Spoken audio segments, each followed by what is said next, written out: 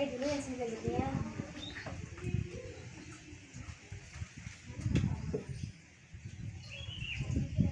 Ya, perkenalkan, nama saya Kori Rotul, ahli gizi di sini. Ini dengan Mbak siapa ya? Saya dengan Mbak Anita.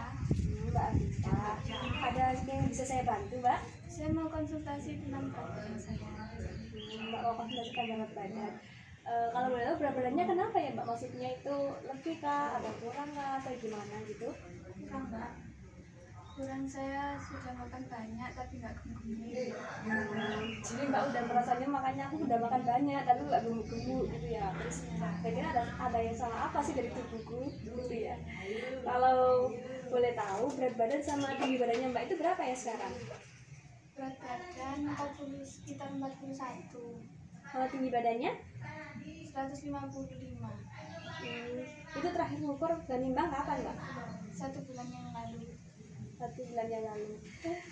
Karena saya rasa itu udah terlalu lama ya Mbak, jadi mungkin bisa kita lakukan pengukuran ulang dan penimbangan ulang aja ya supaya hasilnya lebih akurat seperti itu. Silakan diikuti saya Mbak. Yes. Ya Mbak, mungkin sebelum naik bisa diperiksa dulu barang-barang yang memberatkan, bisa ditaruh dulu. Oke, silakan naik Mbak. Tegap, lurus ke depan pandangannya. Ya.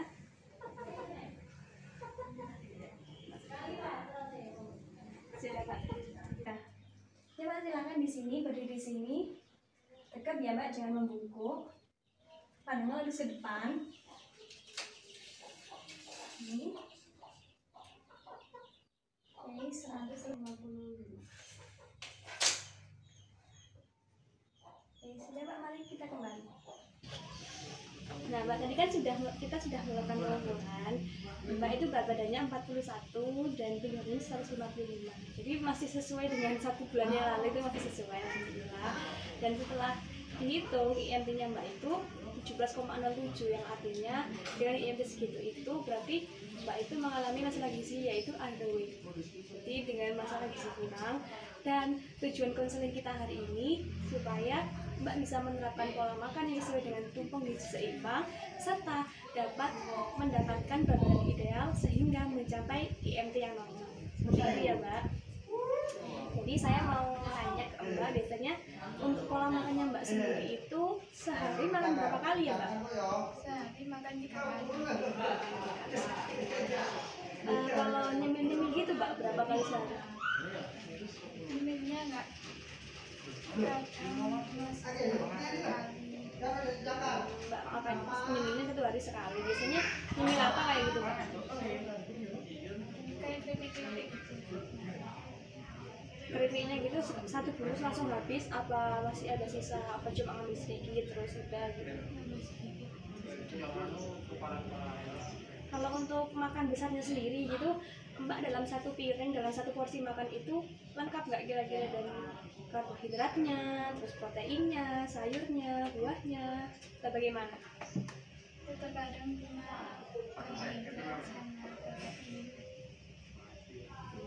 Seperti itu. Jadi katanya kan kalau karbohidratnya sendiri Mbak biasanya pakai karbohidrat apa? Nasi. Ini kan saya punya gambarnya ini, nasi sama centong-centongnya juga. Kalau Mbak biasanya makan itu nasinya pakai centong yang mana bisa? Yang pakai yang ini ya, pakai yang tengah yang B ini ya. Berarti dalam 1 centongnya itu cuma 60 gram nasi. Ini Mbak biasanya 1 centong doang apa 2 centong apa 1 centong setengah gitu? 1 centang aja gitu.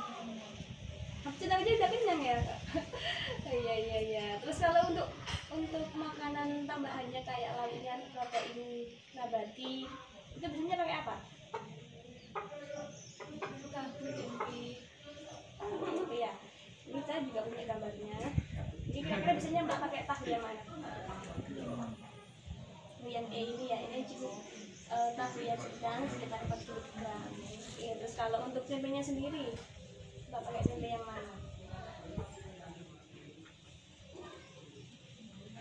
Nah, ini ada 3 jenis gambar tempe. Biasanya Mbak pakai yang mana tuh? Kalau kira-kira aja, kalau mungkin potongan tempenya itu nggak ada di sini, kira-kira tuh pakai yang mana dah? Pakai yang ini. Ini kecil-kecil banget ya. Ini cuma 1 atau 2? 1. Satu doang ya?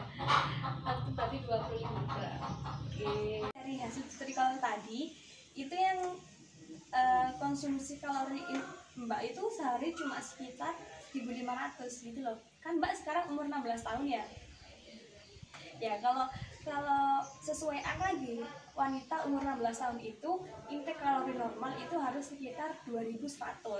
Jadi ini tuh Mbak tuh masih kurang banget, masih kurang seperempat. Jadi untuk menaikkan berat badan dan mendapatkan berat badan ideal, Mbak harus menambahkan kalori sekitar 500 kalori setiap hari. Jadi ya kalau tips dari saya, itu kan Mbak tadi bilang cuma kalau makan itu 1 centong doang kan, ya itu mungkin bisa ditambah jadi 2 centong, terus lauk-lauknya juga bisa ditambah seperti itu. Dan kalau di gizi itu makan itu harus 5 porsi maksudnya itu. Jadi dalam sehari itu dianjurkan makan 5 kali seperti itu. Jadi dengan 3 porsi makan besar dan 2 porsi selingan seperti itu. Dan Mbak suka nggak sih makan makanan yang kaleng-kaleng atau maksudnya kayak makanan berkemas gitu loh, berkemasan? Iya, biasanya saya makan instan bersama jajan-jajan wafer seperti Nagati, Oreo, Tembo. Ini ya Mbak, jadi kan tadi Mbak bilang kalau suka makan Tembo ya. Ini aku punya Tembo dan ini aku mau ajarin ke Mbak gimana caranya untuk mengetahui kalori dalam suatu makanan kemasan gitu loh. Jadi kalau Mbak mau beli atau mau konsumsi makanan kemasan itu, coba lihat di belakangnya itu pasti ada nutrition fact atau kalau kita itu nyebutnya label gizi gitu.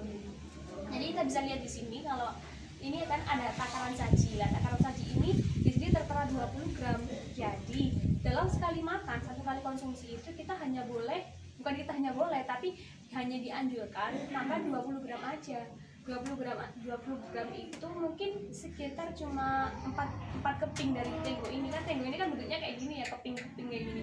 Jadi 20 gram itu mungkin cuma 4 keping gitu loh. Dan di sini juga ada takaran saji per kemasan. Jadi dalam satu kaleng Tembo ini dianjurkan untuk dikonsumsi selama 15 kali gitu loh. Jangan sekali makan langsung habis. Biasanya kan sering banget ya kalau makan makanan kemasan itu sekali makan langsung habis. Mbak gitu juga nggak sih? Enggak. Gimana Mbak kalau makan biasanya gimana? Ya, secukupnya aja. Cuma makan dikit doang gitu ya? Iya. Ya pokoknya gitu dah, ini harus diperhatikan juga. Soalnya kan di sini tulisannya takaran sajinya 20 gram dan di sini ada juga kalorinya itu 100 kilokalori.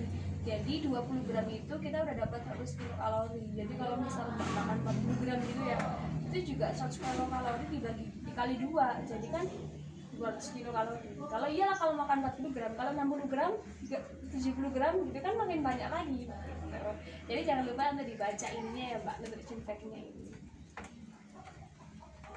Mbak pernah nggak sih dapat kayak penyuluhan atau konseling gizi sebelum Mbak datang ke sini, mungkin kemarin atau kapan dulu? Iya, saya pernah mendapat asal di sekolah. Mbak pernah dapat di sekolah. Nah, tentang apa itu Mbak materinya dulu? Tentang keseimbangan gizi dan teratur minum vitamin, tidur yang teratur, olahraga. Setelah Mbak dapat penyuluhan itu, kira-kira pola hidup Mbak berubah nggak setelah waktu dikasih apa penyuluhan itu? Ada perubahan sedikit. Sedikitnya itu tentang apa Mbak? Tentang teratur olahraga, tidur yang teratur dan minum vitamin. Kalau olahraga gitu biasanya Mbak olahraga apa emangnya? Lari-lari kecil. Lari-lari kecil di mana? Di depan rumah atau di mana? Di lapangan mungkin atau di jalan? Di depan rumah. Berapa menit gitu Mbak biasanya kalau lari-lari? 10 menit. 10 menit ya.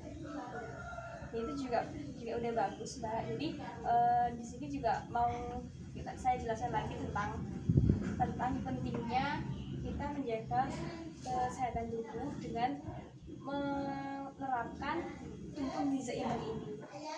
Jadi kan kita lihat di sini itu ada tumpuk gizi seimbang. Nah di sini kan di bawahnya ini kan besar banget kan, ini luas banget. Jadi ini yang harus sering-sering kita laksanakan gitu loh. Jadi kita harus selalu olahraga teratur, terus selalu jaga kebersihan. Apalagi kan sekarang pandemi ya, pandemi itu kita harus dituntut kemana-mana pakai masker, harus pakai hand sanitizer, jaga jarak gitu. Jadi sanitasi diri dan lingkungan itu penting banget, Mbak.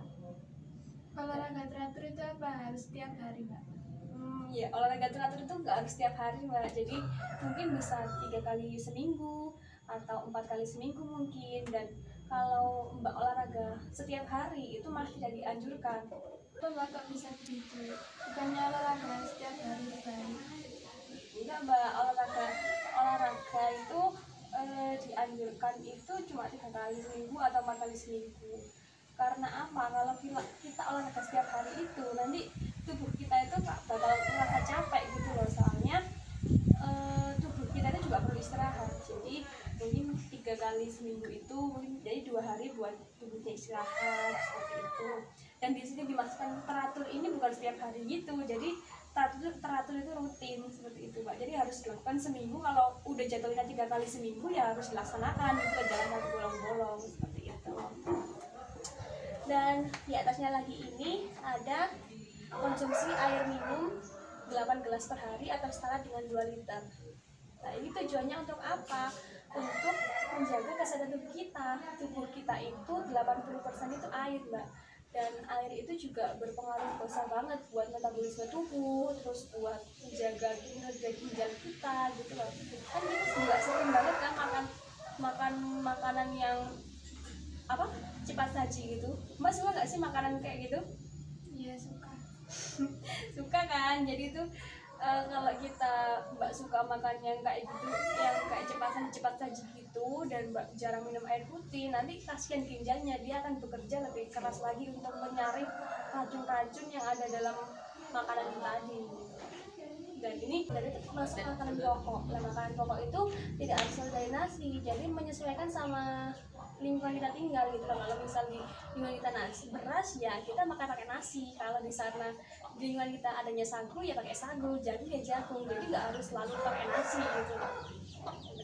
Dan bisa di atasnya sini juga ada sayur, terus di sini ada buah, ada protein nabati, protein hewani, dan yang paling harus dibatasi itu ada minyak, gula, dan garam seperti itu. Dan porsi pengaturan makannya itu harus sesuai dengan isi piringku. Isi piringku aja seperti ini bentuknya, Mbak. Di sini ada sepertiganya isi sayuran, sepertiganya makanan pokok, dan seperempatnya itu ada buah dan lauk. Seperti itu. Mungkin itu, Mbak, yang bisa saya sampaikan ke Mbak untuk konseling hari ini. Mungkin mau ada yang tanyakan lagi, Mbak? Enggak, Mbak. Terima kasih untuk infonya hari ini. Oh iya, Mbak. Jadi udah cukup ya ini informasi dari saya untuk konseling hari ini. Iya, Mbak. Jadi untuk keberlanjutan konseling kita ini kira-kira Mbak bersedia nggak untuk sekitar seminggu atau 5 hari lagi Mbak kesini lagi untuk memantau perkembangan berat badannya Mbak dan melanjutkan konsultasi kita? Ya, saya usahakan saya akan kesini. Baik, berarti sudah cukup ya, Mbak? Iya, Mbak. Terima kasih untuk waktunya hari ini. Iya, Mbak. Sama-sama. Saya datang dulu, saya pulang dulu ya, Mbak. Ya. Waalaikumsalam.